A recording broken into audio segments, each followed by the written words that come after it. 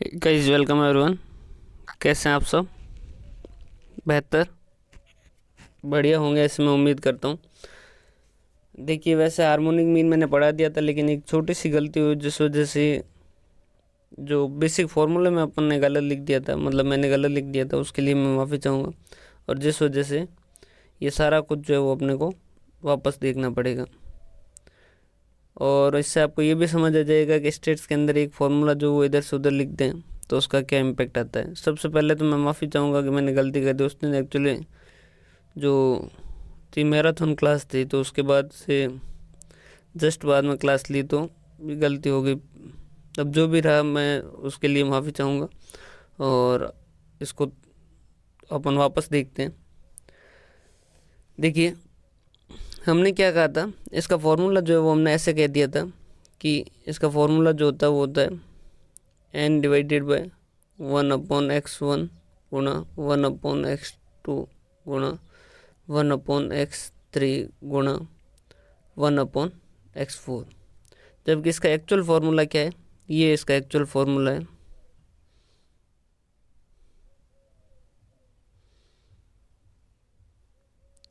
Sir इसमें तो सिर्फ इतना ही है कि ये जो ऐसा 1/x⁴n, और एक्चुअल में फार्मूले में क्या लिखा हुआ है, प्लस का sign.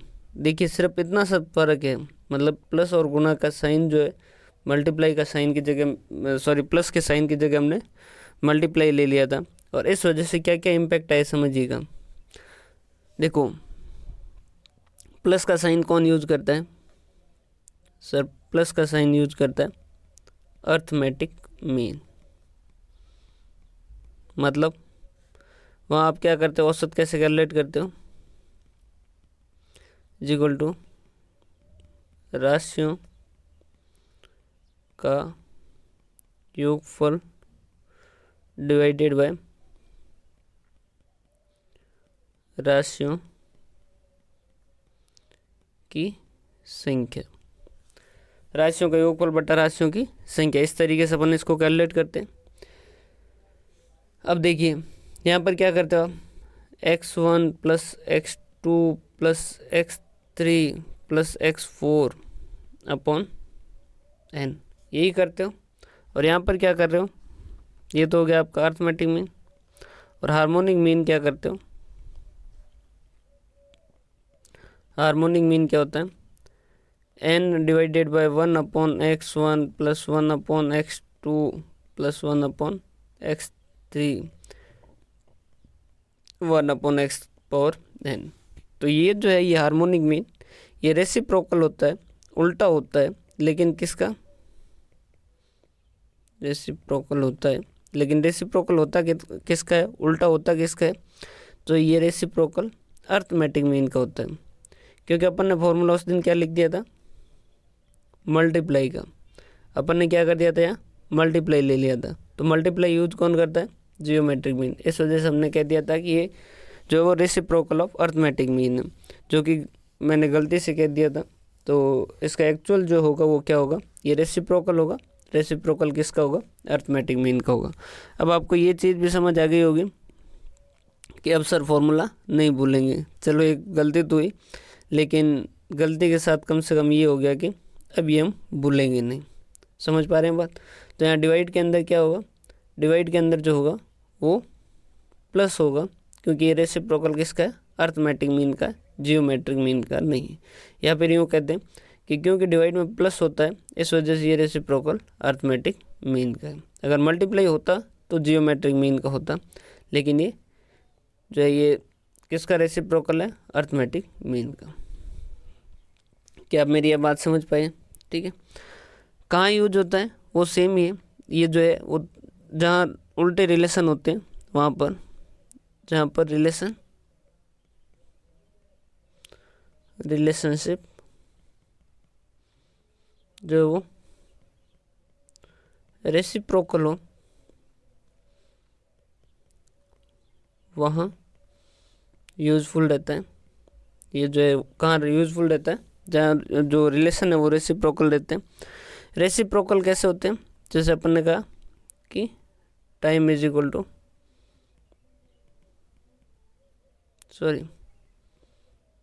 Speed is equal to distance upon time, चाल बराबर दूरी बटा समय। तो यहाँ पर क्या है, देखिए जैसे ही समय जो वो बढ़ेगा वैसे ही स्पीड क्या हो जाएगी, कम हो जाएगी। समझ पा रहे हैं बात?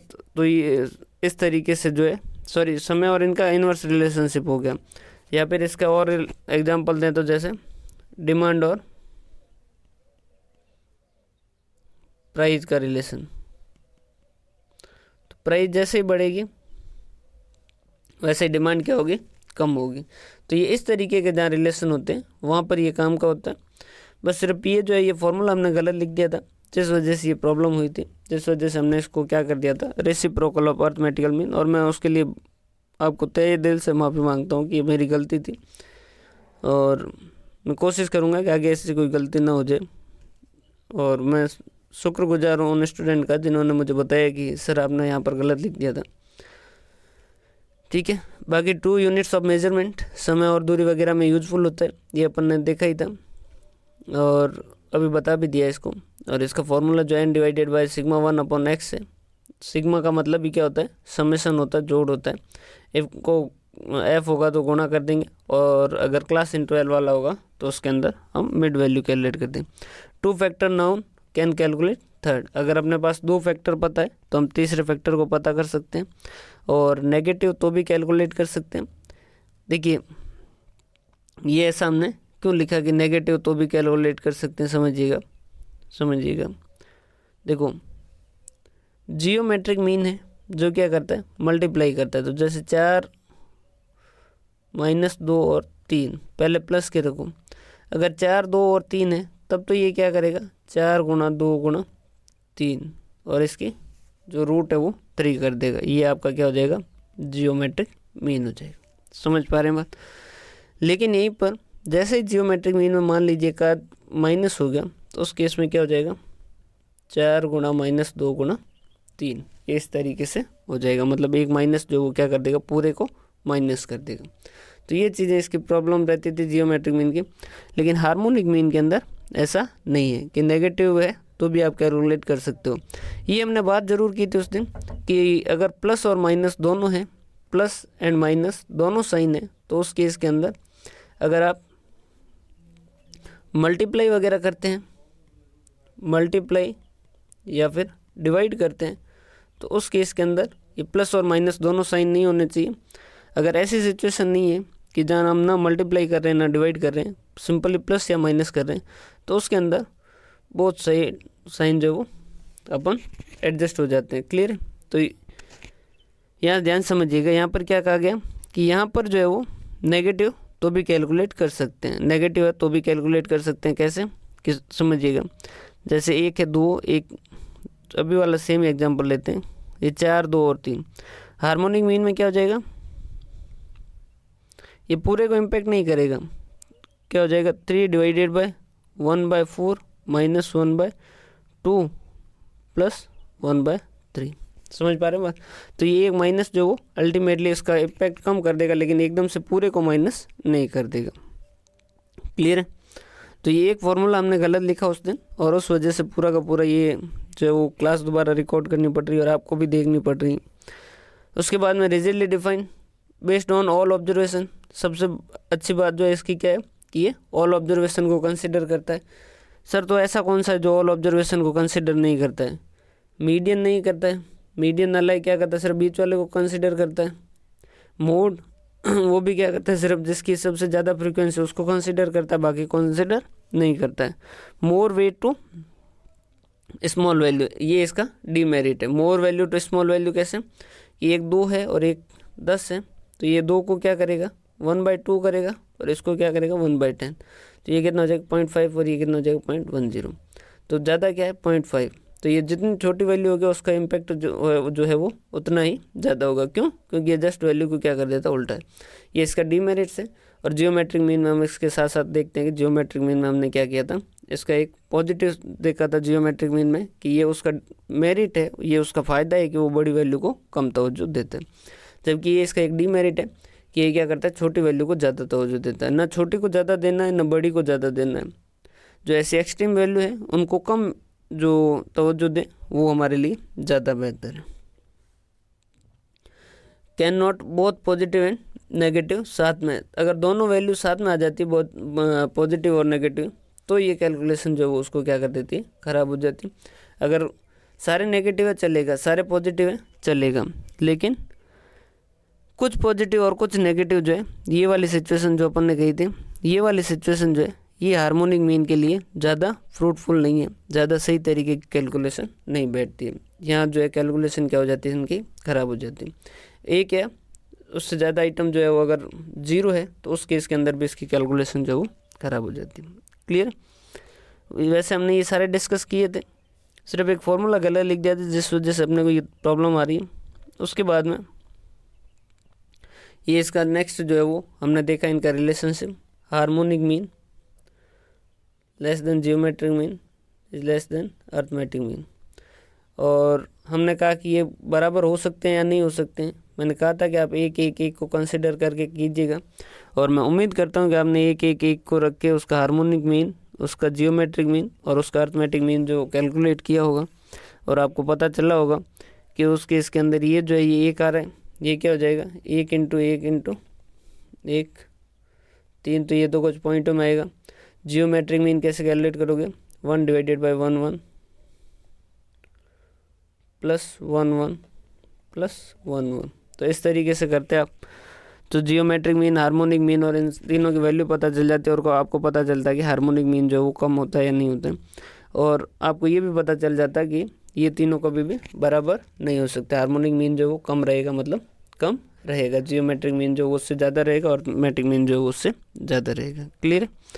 तो ये छोटी सी मेरी एक भूल की वजह से आपको वापस आज पढ़ना पड़ा, और ये सारी चीज़ें थी। मोड के जो फॉर्मूले में कम्युलेटिव फ्रीक्वेंसी नहीं होती है ना, ये सीधी होती है। ये हमने उस दिन 2 गलती कर दी थी, इस वजह से ये पूरा लेक्चर जो रिकॉर्ड किया वापस। इसकी सीधी जो है सबसे जिसकी ज़्यादा फ्रीक्वेंसी उसको हम क्या कहते हैं, मॉडल क्लास, वो सेलेक्ट करते हैं और फिर जो है अपना फार्मूला लगाते हैं, और फार्मूला लगा के कैलकुलेट करते हैं।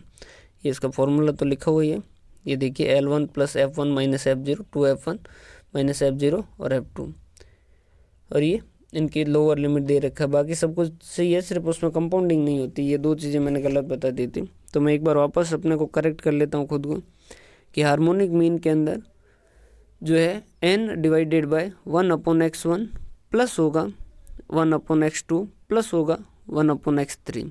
क्लियर है? मल्टीप्लाई नहीं होगा। तो ये रेसिप्रोकल किसका है, अर्थमेटिक मीन का है। और एक हमने गलती से बोल दिया था कि हम मोड के अंदर कम्युलेटिव फ्रीक्वेंसी कैलकुलेट करते हैं, जो नहीं करते, अपन सीधा फार्मूला लगाते हैं, जिसकी फ्रीक्वेंसी सबसे ज़्यादा होती है उसको अपन कंसिडर करते हैं, और उसके बाद में उसको अपन मॉडल क्लास बना देते हैं, और उसके हिसाब से F1 F2 और ये कैलकुलेट करके कर लेते हैं। मोड का जो बेसिक फार्मूला ध्यान रखिएगा ताकि आपको कन्फ्यूजन ना रहे। तो एक बार मैं शुरू से थोड़ा आपको एक बार लास्ट रिवीजन भी करवा देता हूँ, ताकि यह मेजर्स ऑफ सेंट्रल टेंडेंसी पूरा अच्छे से हो जाए। एक बार फिर मैं आपसे माफ़ी मांगना चाहूँगा, मेरी वजह से ये 2 मैंने गलत बताए, जिस वजह से ये आपको क्लास वापस देखनी पड़ रही है। तो मैं आपको ये रिवीजन करवा देता हूँ साथ ही साथ। देखिए, सेंट्रल टेंडेंसी 2 चीज़ें पढ़ी हमने, कि पोजिशनल होते हैं और कुछ अर्थमेटिक जिन्हें कैलकुलेट करते हैं, जिसमें अर्थमेटिक मीन, जियोमेट्रिक मीन और हार्मोनिक मीन। पोजिशनल में मीडियन और डेड होता है। मीडियन लिखा है मतलब यहाँ पर क्वांटाइल डेविएशन, परसेंटाइल, ये सारा सारा साथ में हो जाता है। अर्थमेटिक मीन हमने कहा कि सिग्मा x माइनस एक्स बार करोगे तो 0 आएगा। ये प्रॉपर्टीज अच्छे से याद कीजिएगा, कैलकुलेशन के पीछे ज़्यादा मत भागिएगा। कैलकुलेशन ना इतनी ज़्यादा हार्ड आती है और न बात, और कैलकुलेशन हार्ड आएगी तो उस केस के अंदर वो सबके लिए आएगी। तो आप इनकी चिंता ना करें कि कैलकुलेशन करो या ये जो है ये क्वेश्चन करो, क्योंकि प्रॉपर्टीज के क्वेश्चन आते हैं, और आप जो भी एग्जाम दे रहे हैं कम से कम उसके पहले के क्वेश्चन पेपर वगैरह साथ ही साथ देखते रहेंगे किस तरीके के क्वेश्चन जो वो आ रहे हैं। सिग्मा x माइनस एक्स बार जो वो हमेशा क्या रहेगा, मिनिमम रहेगा। ओपन एंडेड में ये काम का नहीं होगा। हमने इसको रीजन भी समझे थे सारे। यूजफुल इन नॉर्मल डिस्ट्रीब्यूशन, जहाँ नॉर्मल डिस्ट्रीब्यूशन होता है वहाँ काम के होते हैं।